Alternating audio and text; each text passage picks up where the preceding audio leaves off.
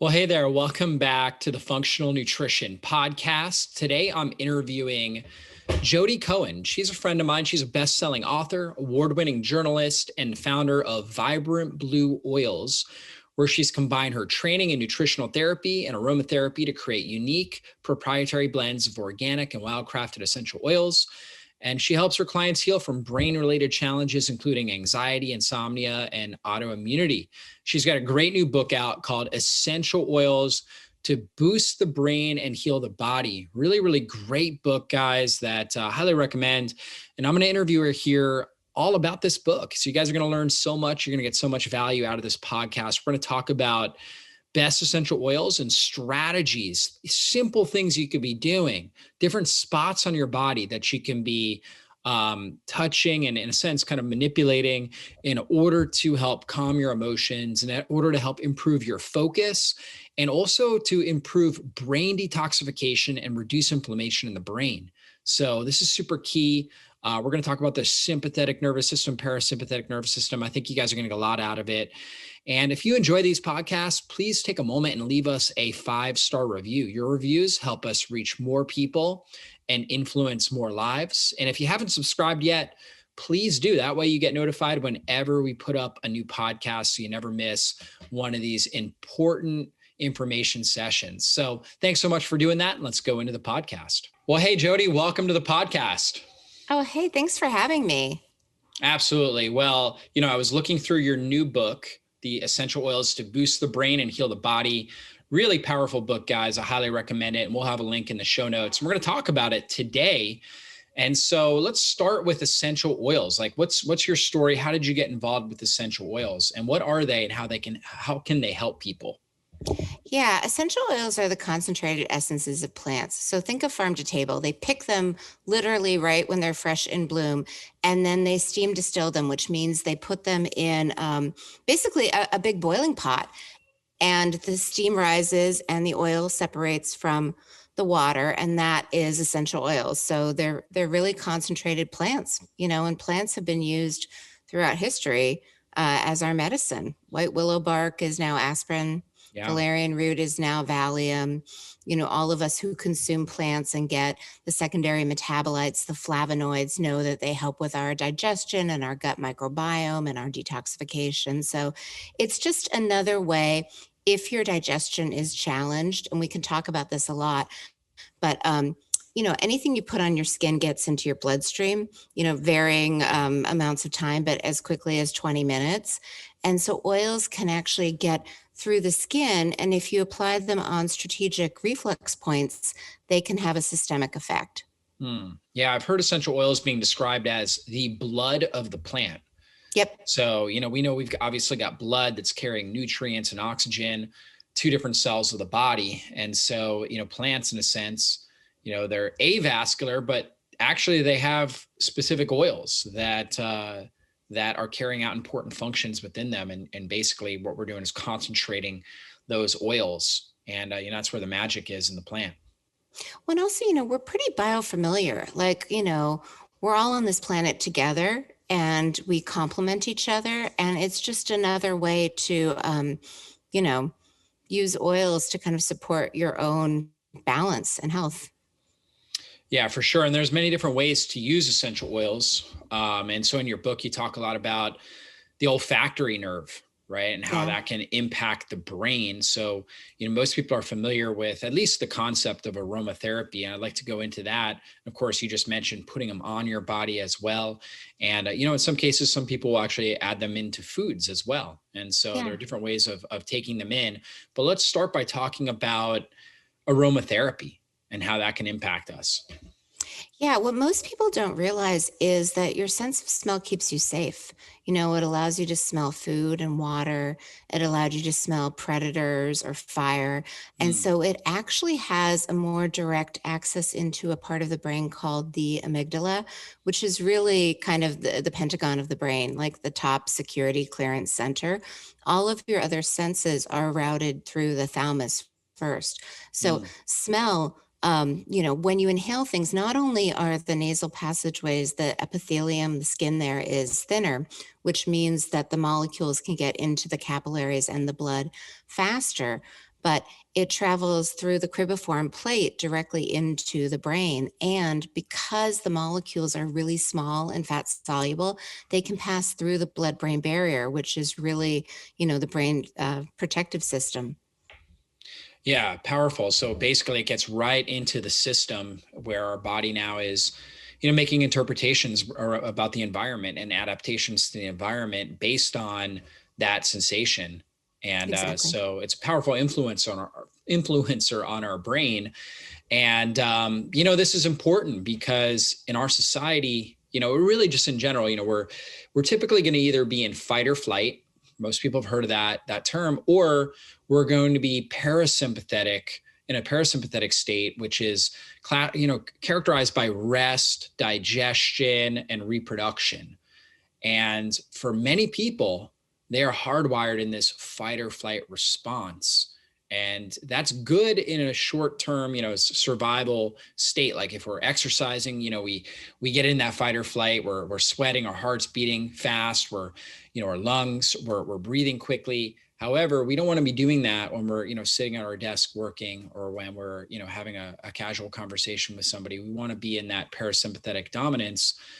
And essential oils are a tool that we can help with that. So let's go over like how you describe that in the book, and some of the best essential oils that we can be using as aromatherapy to help put us back in balance with our nervous system. Yeah, that's actually the biggest aha that I had both in my personal life and, in clinical practice.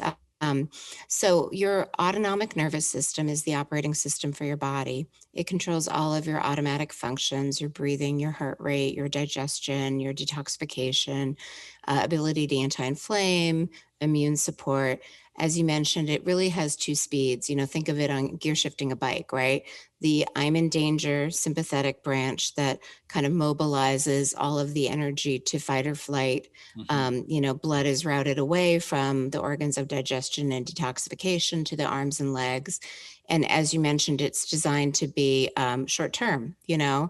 Something dangerous happens, we respond, the danger passes, we go back into the safety parasympathetic response.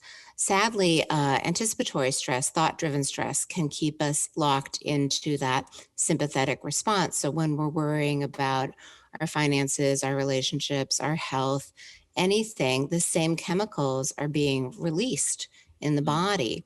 And it's hard to shift gears. And this was actually my biggest aha, because I was that type A, overachieving, full-time job, mom, Uber volunteer, and I liked everything I did. And people were like, oh, you're stressed. You need to just stress less. And I'm like, well, okay, I'm supposed to go to the spa all day, and like the kids still need to be fed. And I could never really reconcile, how do I, change my external world to calm my stress? And what I finally realized is you don't need to. You can change your own internal response. You can shift your body into that parasympathetic state. And the tools that we know, you have a great article on the vagus nerve. The vagus nerve is really the on-off switch between sympathetic fight or flight, parasympathetic rest and digest. Quick anatomy lesson, starts at the base of the brain because it connects the brain to the body, body to the brain, splits, wraps around both sides of the head, kind of right behind the earlobe on the mastoid bone, where it's actually the most accessible to the surface. It then innervates the throat, the larynx, the heart, the lungs, all the organs of detoxification. And you can think of it as kind of your internal freeway between your body and your brain. And at any point in the body that it innervates, like the lungs, you can stimulate it by deep breathing to shift into the parasympathetic state. So I started my essential oil company in 2012 because basically, I joke that my life is a roller coaster. I hit rock bottom, I figure out how to climb back up, I have another rock bottom. So during one of those rock bottom moments, my adrenals kind of stopped producing cortisol, so I could barely function. And I was ingesting all the right nutrients, and it didn't seem to be helping.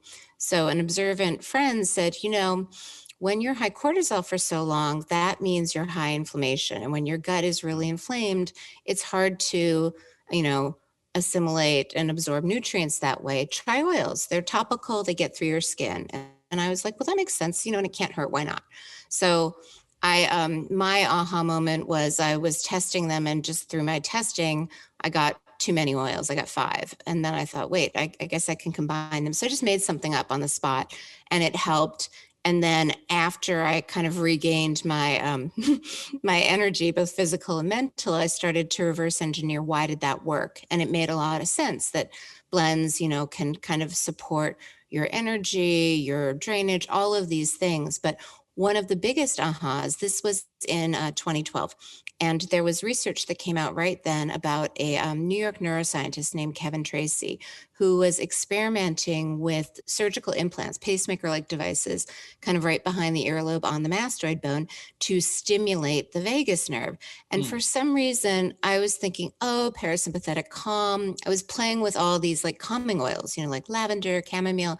And when I read stimulate, I was like, wait a minute, maybe I can use stimulatory oils. So I started testing all of them. Clove tested the best. And this is interesting. We talked about how some constituents get right through the skin, some take longer. So clove gets into the skin in about 20 minutes.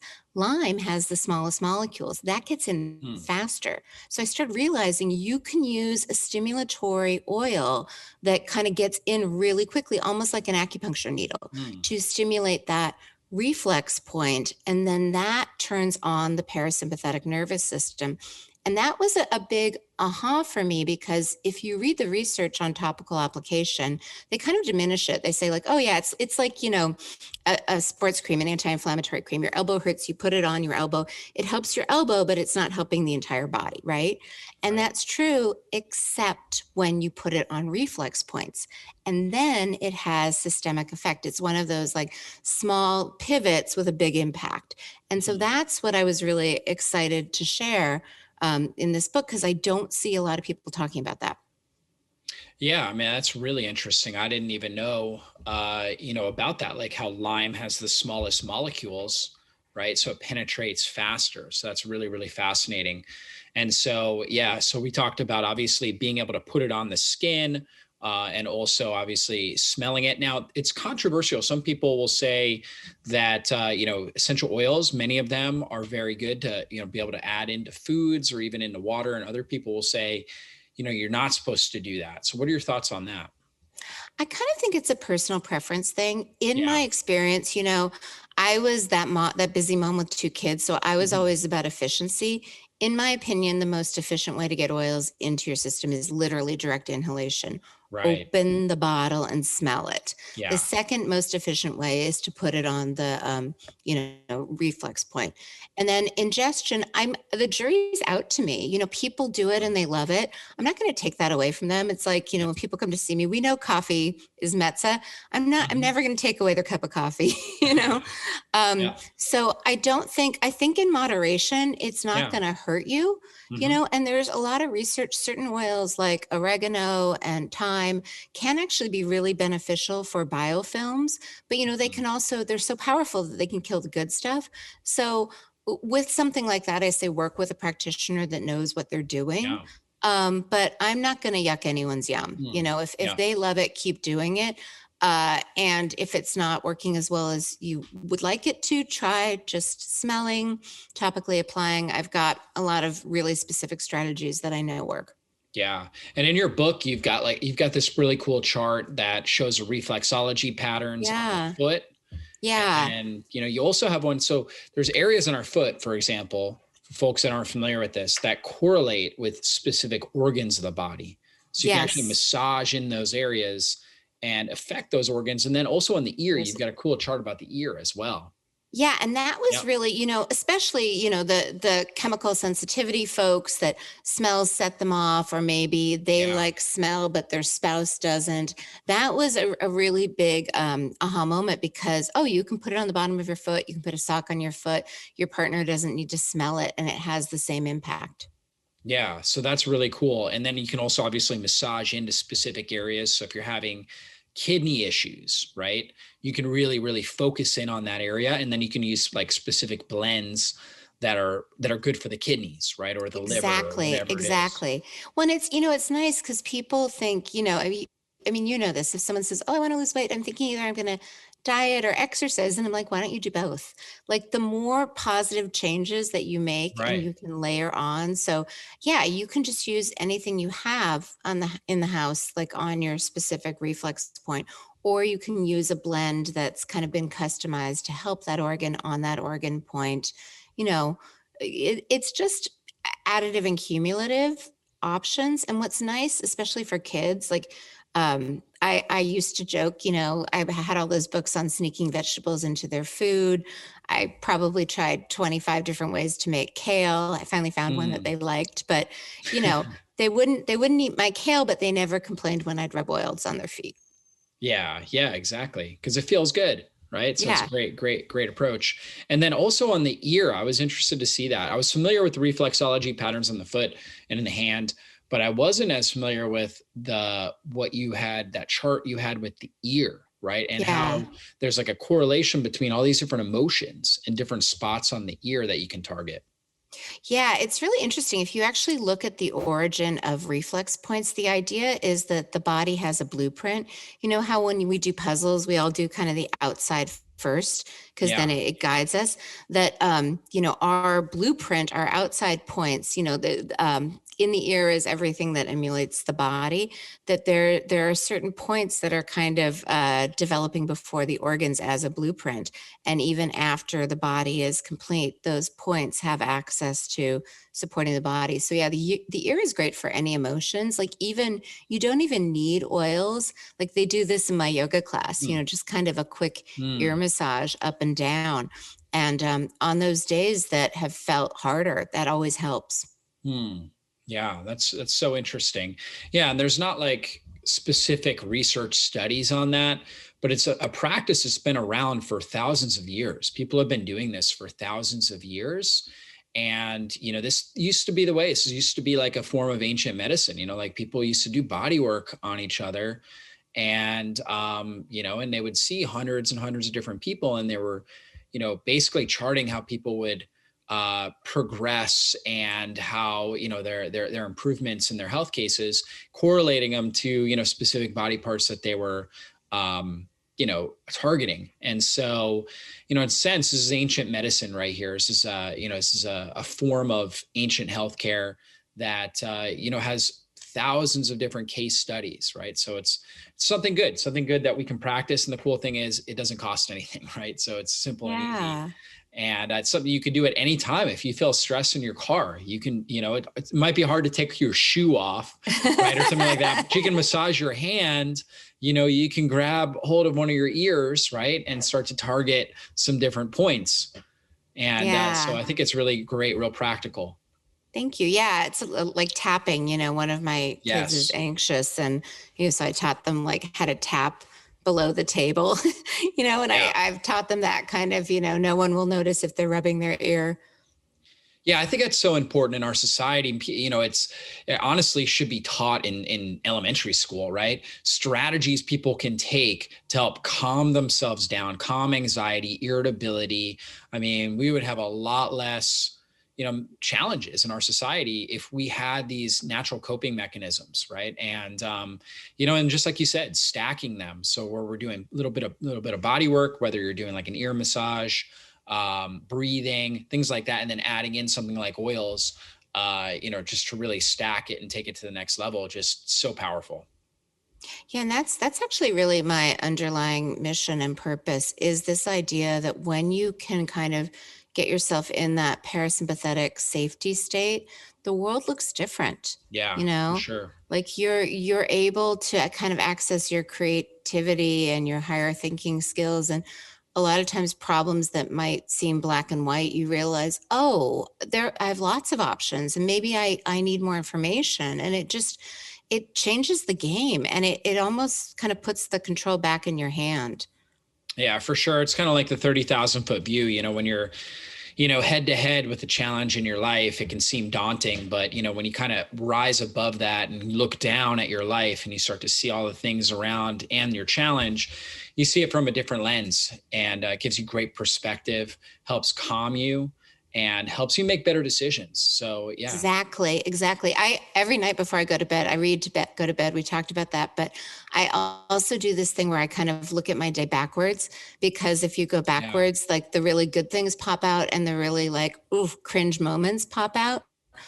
And I've noticed that the more I'm able to kind of stay in the parasympathetic branch of the nervous system throughout the day, I have fewer ouch moments. Like I'm always really, you know, problems are going to happen. This is life, but it's not really about the problem. It's how you respond to it. And I'm Yeah. always really proud of how I show up and respond when I'm able to be calmer. Yeah, for sure. We all make better decisions when we're calm and relaxed.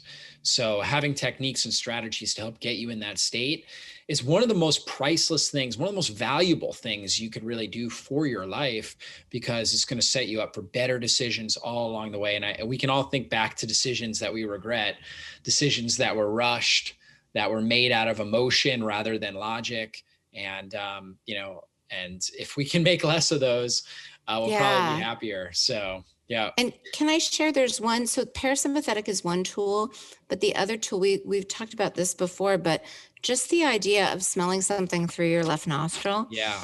because when you're anxious, and you actually do a better job than I do about talking about this, but there's a branch of chiropractic called functional neurology that Mm, works with yeah. oils to balance different brain regions. And so it's the right frontal lobe that kind of gets overactive when you're anxious. And so stimulating the left frontal lobe by smelling anything through the left nostril helps balance the hemispheres and calm you down. Yeah. So great strategy right there. Simple and easy. And so let's talk about, in your book, you have different chapters focusing on different areas of the brain and the body.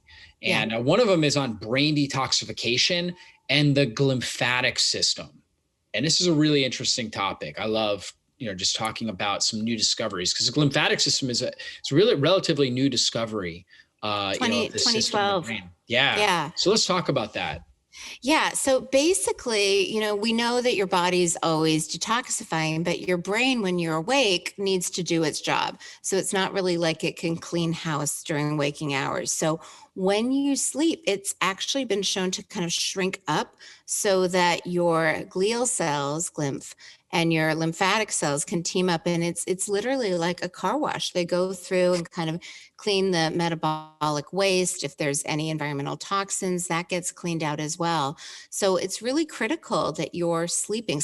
Sleep is, I think, actually the most important thing you can do for your health. If you're not sleeping, it's incredibly hard to heal. And Yeah. if you have tons of symptoms and sleep is one of them, and you fix sleep, a lot of times the other symptoms kind of fall away once that gets sorted. So I really do a deep dive on what might be interfering with your ability to either fall asleep or stay asleep, and how you can use oils to help kind of balance that. Like that's what I love about chiropractic. Your atlas is off and they readjust you, and suddenly you're aligned and everything works properly. So Mhm. that's where I really see oils kind of having a nice effect.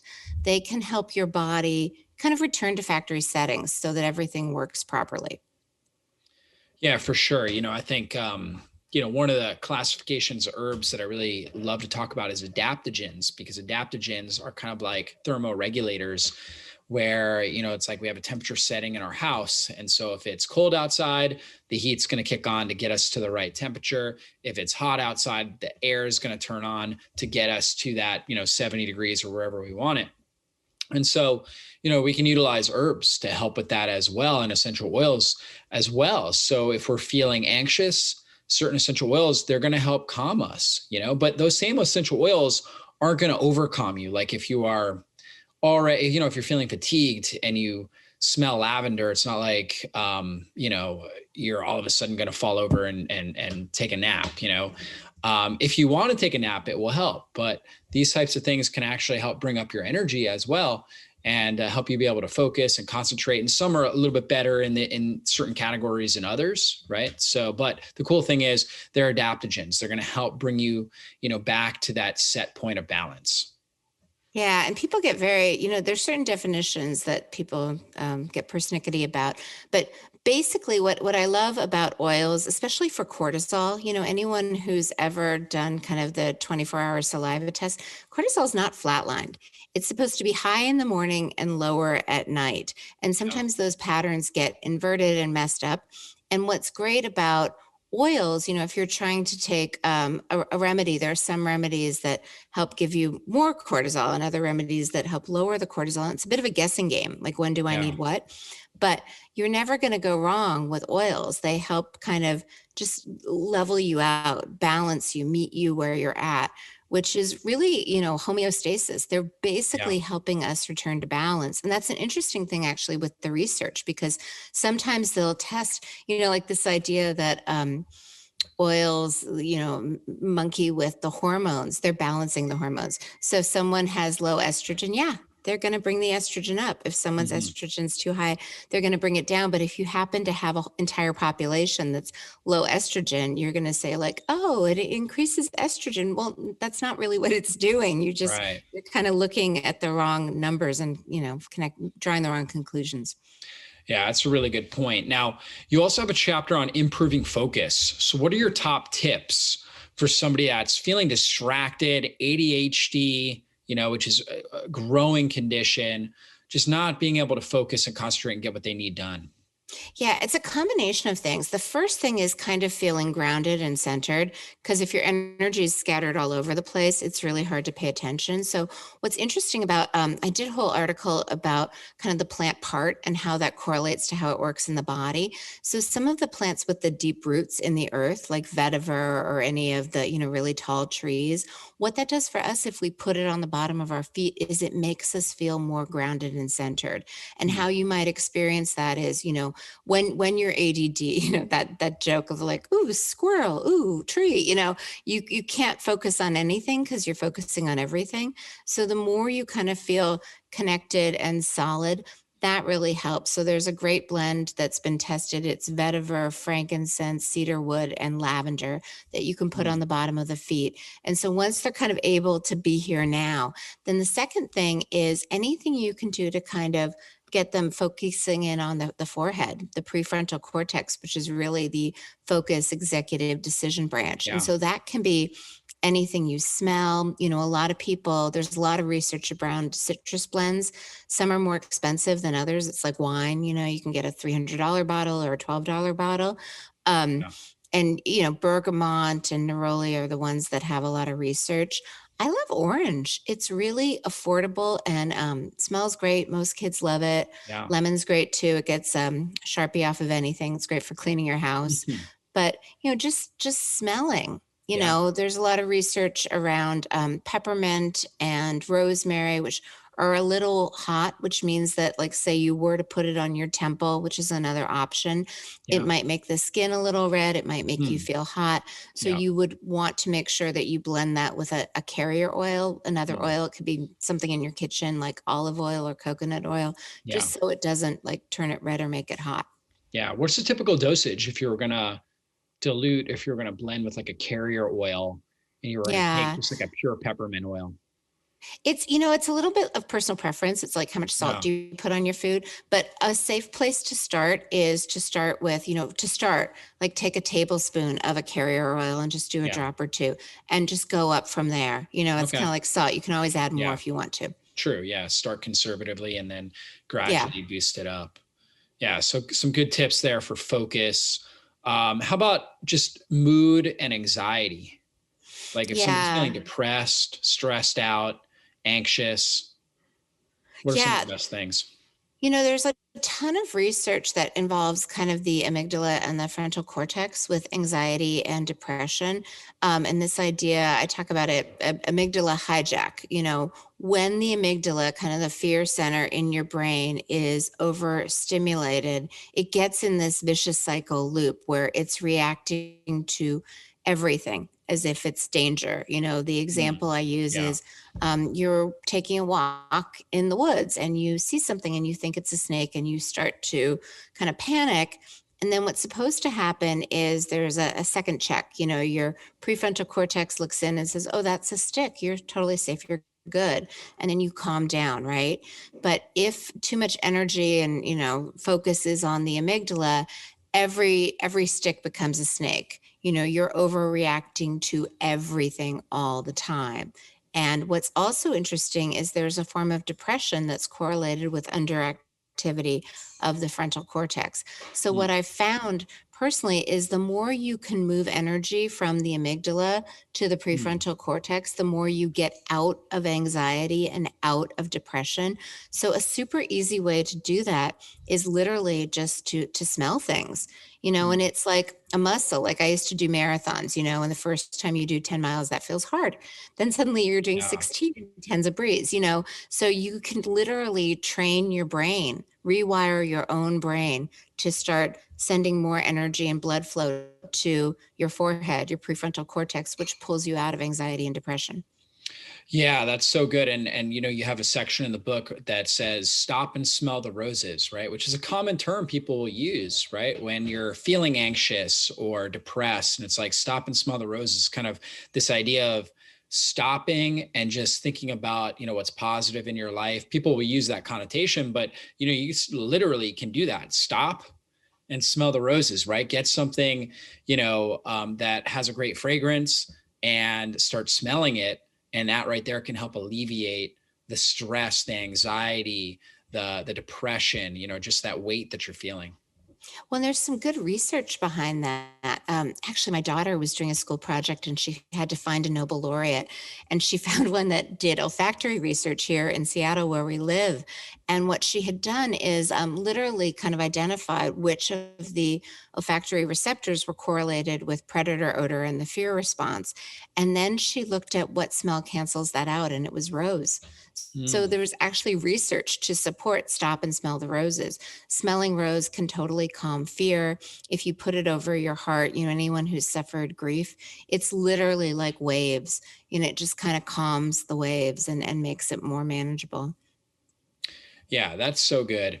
Now, what's cool about the book too is you go into a lot of neurology. And so for those of you guys out there, most of my listeners, they're into this kind of stuff. They like to learn about anatomy and physiology, and you have some great images and really go into a lot of the ideas behind different areas of the brain that may be overactive, just kind of like what we're talking about here. And I love that about the book. So you guys got to check that out. Now, you talk a lot about brain inflammation as well. So you talk about toxins in the brain and brain inflammation. And this is a really important topic because, sometimes it's the environment around us or previous, we've all had trauma in our life and how we've processed that trauma and, things that maybe mimic or at least our subconscious takes in as a possible threat, to a previous trauma can certainly, trigger anxiety and trigger depression and different issues like that. But oftentimes there's also a brain inflammation component and a toxicity component that needs to be addressed as well. So let's talk about that. Yeah, and this is one thing that I truly love about your work. I really think that the three underlying, well, if you put sleep in four, if you're not sleeping, that's a problem. Yeah. But stress, toxins, and trauma are kind of Right. the underlying problems because toxins then trigger the immune response, which triggers inflammation. Yeah. So if you're not, we talked about the cleaning house, and one thing that you could probably get into more, the neck is a big bottleneck in the body. Mm. That's where lymph gets congested. And Yeah. if the lymph is congested, the toxins hang out there. They can get uptaken into the vagus nerve and kind of cause a toxic response. So this is one reason chiropractic is so Yeah. critical, because if your alignment is off, that causes congestion. Think of being in the middle seat in the airplane between the linebackers. So oils are great because you can use them along your neck to kind of make sure that once the toxins are mobilized, they actually drain Mm. down and leave the neck. So that's one component of kind of inflammation, is making sure that once the toxins are mobilized, they actually leave the body and don't get Mm. reabsorbed. And we talked before we started filming about the gallbladder. They go from the cell, you need to be in the parasympathetic branch of the nervous system for them to be released, Yeah. to the lymph, to the blood, to the liver, to the gallbladder, to the gut, to the toilet, and they can get backed up at any point. So that's one thing with oils. But I think what you were alluding to is this idea that inflammation in the body has an off switch. Inflammation in the brain does not. Once the glial Right. cells are activated, it's very hard to turn them off. And the challenge of actually getting remedies into the brain kind of compounds the problem. Like we know that essential fatty acids are really good for the brain. Well, they actually are able to get through the blood brain barrier, and that's part of Mm, the reason that they yeah. help. CBD oil, same thing. So there's been some interesting research that plant oils, especially frankincense is the one that people tout a lot, can kind of travel through the blood-brain barrier and turn off inflammation from within the brain. You still need to get the toxins out so that, they're not triggering that immune response, but it's just one remedy in helping. And it can also, like the gut barrier, the blood-brain barrier can get compromised. So all these things that are not supposed to pass through are suddenly passing through and making the problem worse. So that can be used to really help seal up, the tight junctions of the blood-brain barrier.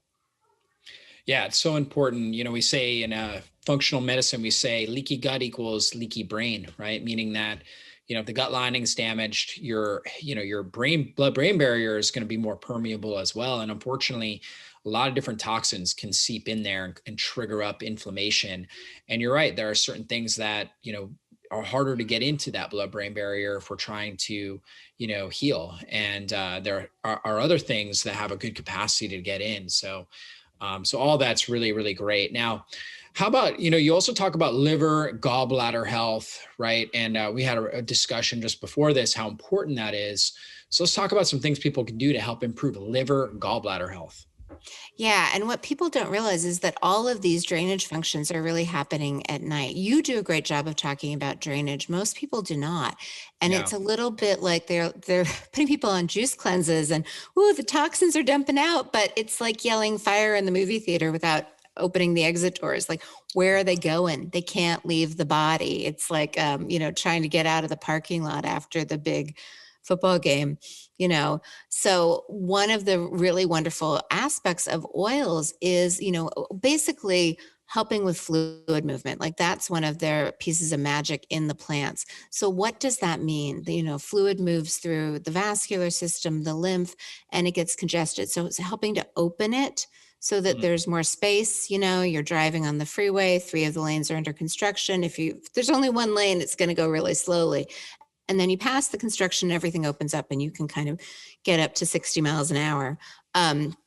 So what that means in the body is certain oils like mint is really expansive. But what's cool about blends is you can combine, just like you combine clove and lime, you can combine mint, which is expansive, with something like vetiver that kind of pulls in the downward direction. So now it's like helping to shepherd the toxins out of the body. mm, If you've ever tried to shepherd your kids out of the playground, it's like, nope, we're not going back to the sweet, yeah. we're moving, and that's what oils can really do. And then for the liver, oh, our poor liver gets so overwhelmed, and there's certain oils that help boost its vitality. Castor oil is really good for Yeah. anti-inflammation, so you can use castor oil as your carrier oil for the Yeah. A liver and lot the of times I'll have gallbladder. people make a castor oil pack and just kind of put it right over their liver and sleep with that at night. Exactly. That Yeah. is the best thing you can do. And talking about layering, you can put oils on top of that, or you can even get into an Epsom salt bath before Yeah. bed. That's one more layer. The gallbladder is like the most overlooked, underappreciated organ ever. And it plays such an important role in detoxification because it not only helps emulsify fats, which can be precursors, for all of these important activities that are happening in the body, but it's, the liver kind of processes the toxins and then it dumps them into the bile, which then goes through the duct to the gallbladder and then goes into the gut where it's hopefully not reabsorbed and gets carried out of the body. And the gallbladder, especially for women, who've had children and had estrogen and had stress, that it can start to not work as well. The bile, is supposed to kind of flow freely. It can get really viscous. And their oils, especially, there's a lot of research on black cumin to kind of help to decongest things, keep things flowing, make sure that you can keep your gallbladder as opposed to lose it. There are a lot of interventions, but when you start supporting your gallbladder, it's like everything else works better. Mm, yeah. That's so good. This gallbladder is so critical. I talk a lot about it with fat digestion, just being able to have good thin bile that, is going to be able to emulsify the fat. It's also an anti-sterilizing, or I'm sorry, it's a sterilizing agent in the small intestine. So Yes. we protect against pathogens through stomach acid, but there are certain pathogens that come in from the food that we eat. And all food, even if it's freshly cooked, is going to have bacteria and different microbes on it. So there are certain microbes that can survive that stomach acid. And so then the bile is kind of the backup there, creates a real alkaline environment, and it helps sterilize. And so when we see things like small intestinal bacterial overgrowth, where we've got all these bacteria that should be in a large intestine where the environment is really ripe for them, but they're in the small intestine, which shouldn't be a real hospitable environment for them. And yet they're still there, and they're eating food and creating gas and poor absorption, poor nutrient absorption, and things like that. That's a sign that we're not doing a good job on the front end, right? Sterilizing well in the stomach acid and also the bile. And so we really need to address that better. So yeah, real critical stuff. Now, Well, that's being in parasympathetic helps with bile flow. And what most people don't realize is that constipation, headaches, motion sickness, pain between the shoulder blades, those are all direct symptoms that your gallbladder needs support. And no one even knows what to be looking for, Yeah. No, They're just popping Advil when they can be supporting their gallbladder. Right. Actually causing more problems with their gallbladder with that. So you mentioned sleep earlier. So what are some of the best things to help improve sleep? Somebody's having trouble falling asleep. Let's talk about that. And then also maybe waking up in the middle of the night and then having trouble getting back to sleep. Yeah, I kind of identified 4 underlying issues that are common sleep disruptors. And it's interesting because a lot of people say, like, oh, lavender for sleep. It's not a panacea. I mean, it can be relaxing. I find it to be the most effective if you use it in an Epsom salt bath, 2 cups of Epsom salt, 1 cup of baking soda, and then use your bathtub as a mixing bowl. Do like 3 drops of lavender in the tub, mix it in before you add the water. And the combination of, the skin's the largest organ, the Epsom salt is magnesium, it opens the pores with the heat, it gets it into, it's kind of a full body relaxing experience. So if lavender is your go-to for sleep, try it that way. But what happens is, so the pineal gland is supposed to release sleep or melatonin, the sleep hormone, in response to darkness. But what can happen is a couple things. Either your cortisol levels, which is the stress hormone, can be too high at night and throw off melatonin levels, or the pineal gland actually within the brain is it kind of sits below the blood-brain barrier, and it has the second highest blood flow after the kidneys. So it gets exposed to a lot of environmental toxins, the fluoride in your water, the aluminum, the glyphosate, and they all kind of work together. Stephanie Seneff talks about that perfect storm, and that can kind of damage the pineal gland. It kind of puts a calcium shell over it. And so oils can be used. What oils really do, their magic is that they move stagnation. So it's not that, chelating is a very specific word, but they're chelation-like, meaning that they kind of unpack the toxins and help to clear away debris. So the best topical application point for any kind of topical melatonin remedy is really right on the skin above the ears. It's really thin, and the pineal gland is in the exact center of the brain, so it's kind of level with the eyes. I don't tell people to put things on their face before they go to bed, because if they're messy sleepers, right back, right over the ear. Exactly. Right exactly. And if you want to kind of supercharge it, you can also put it on the top of the head and the back of the head. But that's a great way. I share all the recipes in the book, but just to get the oil kind of in there to help modulate, balance the pineal gland. The pineal gland can then release melatonin. It makes falling asleep easier. If you're waking up in the middle of the night, that could be a number of things.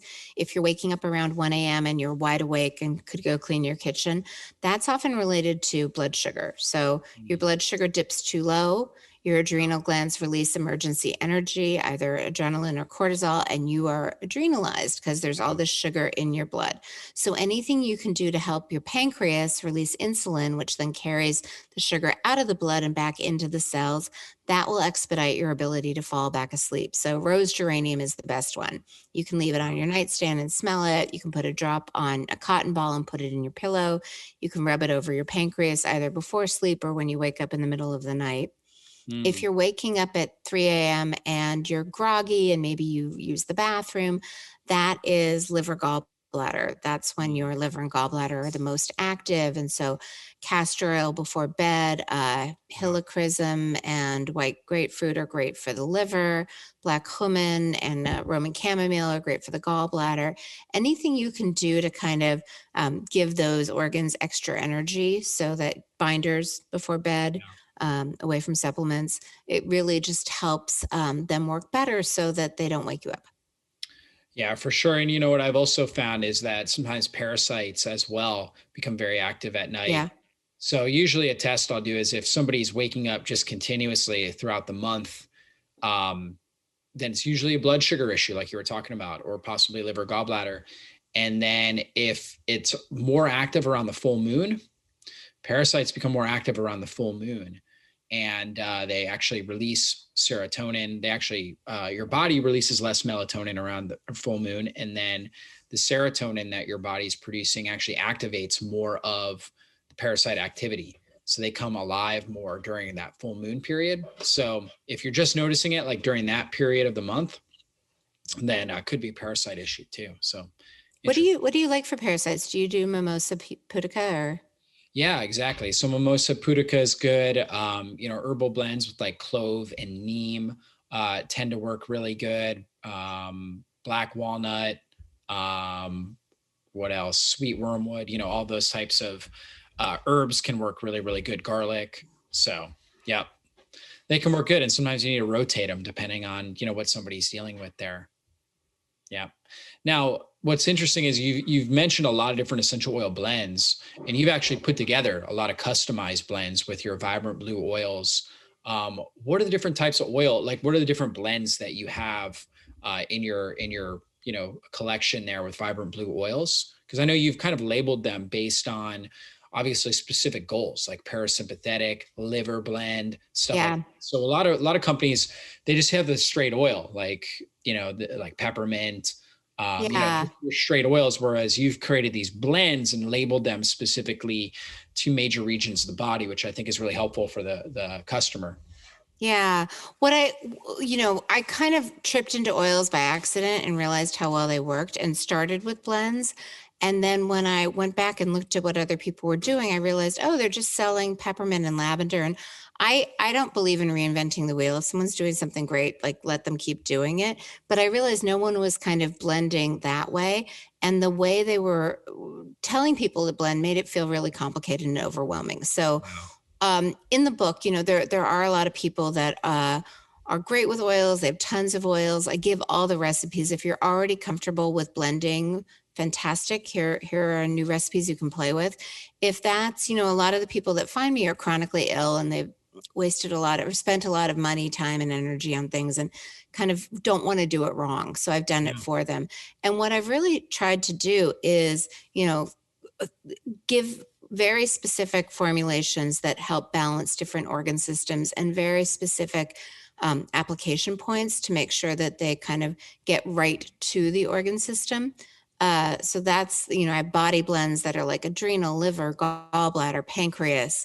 And then I also have brain supporting blends. Like one of the big issues, I really try to address the underlying root issue, but mold is a big challenge because it Yeah. takes a very, very long time to unpack mold. You have to kind of remediate the house, and then you have to work on your sinuses for a very long time. So there's one oil, blue tansy, that's kind of outrageously expensive, but I have a blend called histamine balance that kind of Mm. provides that relief immediately. Everyone knows like antihistamines, Benadryl. We Yep. know it works, but you don't really want to antihistamine. You want to histamine balance and kind of Right. modulate it, because histamine is not only for the sinuses and allergy symptoms, it works in the brain, it works in the gut. Yeah. So I Produces stomach have acid, triggers a production of stomach acid. So antihistamines, taking them actually reduces your stomach acid and increases your risk of dysbiosis and other gut issues.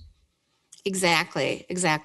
So anyway, I've kind of categorized them by brain blends, body blends, and then emotions. I don't really go into that in this book. It's a little less scientific and more out there. But one of the interesting things you'll notice when you start to get into a detox, people get angry, right? Because Yeah. the liver and gallbladder house anger. Emotions have the word motion in them. You're designed to kind of work through Yeah. them. But Yep. most of us don't know what to do. So we just stuff it, we Scarlett O'Hara tomorrow.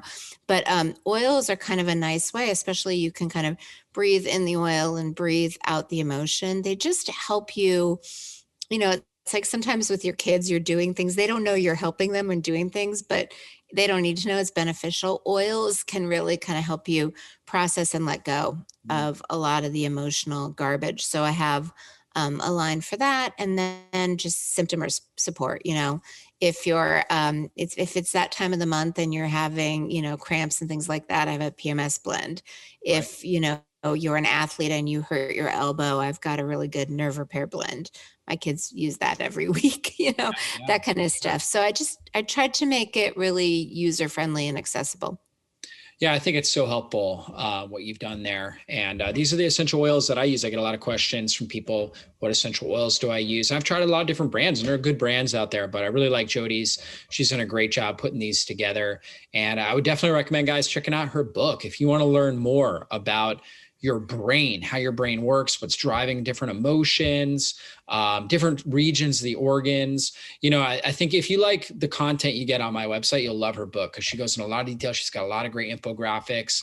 And, I don't really talk much about essential oils on my website. So if you want to learn how to use essential oils to impact these organ regions, definitely check out her book, guys. Essential Oils to Boost the Brain and Heal the Body. And we've got a link in the show notes. So Jodi, it's been a great interview. Thanks so much for your time.